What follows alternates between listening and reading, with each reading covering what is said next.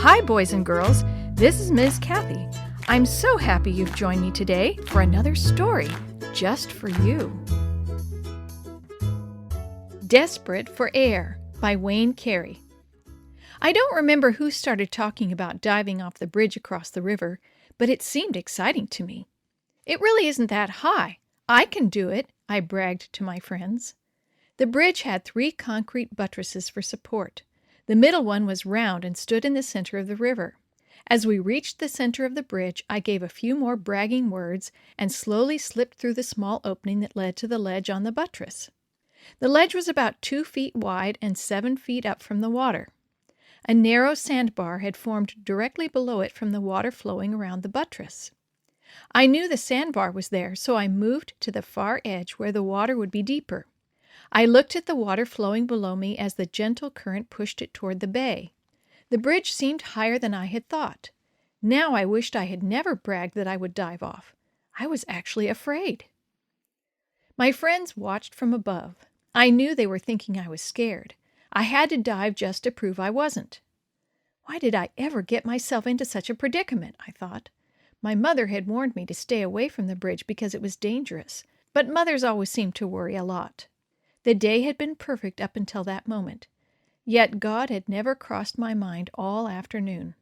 I figured I would have plenty of time to think about God when I grew older, because right then I was having too much fun spending time with my friends. I stood there taking deep breaths to stall for more time and to get as much oxygen into my lungs as possible. How I wished no one was there. If my friends weren't watching, I could just go back home, I thought. I stood on the ledge a moment longer, taking several more deep breaths and staring at the water. Crouching a little, I took one more gulp of air and then dove headfirst into the river below. I found myself at the bottom of the river. It was so quiet, so awfully quiet, and the water was so cold. I tried to swim to the surface, but I couldn't move. My body was limp. "Oh, God," my heart cried out, "help me." I couldn't swim to the surface, to fresh air, to life. What have I done, I thought. I'll drown for sure, unless what? I didn't know. Earlier, I had not thought about God, but now without His help, I would die.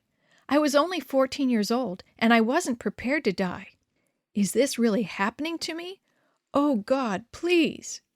I could feel myself slowly floating upward. I had to keep holding my breath, but how long could I do that? Each second seemed like an hour. The water grew warmer. I must be nearer the surface. Someone help me. I don't want to die. Please, if only I could breathe. My lungs felt like they would burst any second. Somehow I kept holding my breath. I felt my back bob to the surface, but my face was still underwater. I was so close to life, just inches away, but I couldn't move. I tried and tried to get my head up out of the water. I couldn't. There's no hope, I thought. Then I heard muffled sounds, but I couldn't tell what they were. Suddenly I felt the water around me moving. A hand grabbed me and pulled my head up. I remember the bright sun flooding my eyes, the rush of air into my lungs. I can breathe. Oh, God, I can breathe. It was the most wonderful thing in the world. I was alive. One of my buddies had seen me floating in the water and had climbed down the buttress and pulled me to the sandbar. The fire department had been called, and when the firefighters arrived, they lowered a boat into the water to bring me to the riverbank. An ambulance came to take me to the hospital. I was so scared, but I was alive. God had answered my simple prayer. I felt like Peter, who had cried out, "Lord, save me," when he walked on the water and began to sink.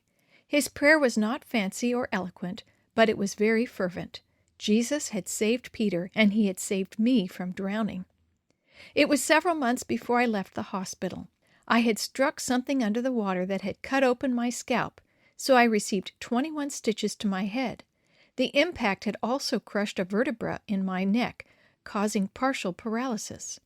The heartbreak and agony of being paralyzed at 14 years old was almost unbearable. But because I was young and with healing and therapy, most of the movement came back.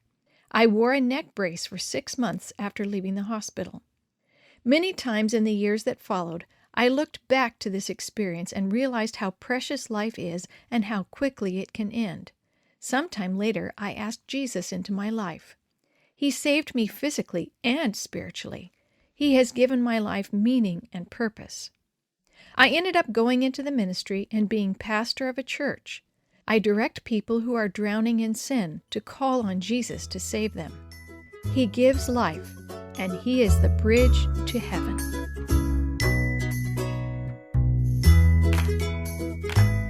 The story you have heard today is from Guide's Greatest Stories, written by various authors and compiled by Randy Fischel, and used with permission from the Pacific Press Publishing Association. If you're interested in any other books published by the Seventh-day Adventist Church, please visit AdventistBookCenter.com or call 1-800-765-6955.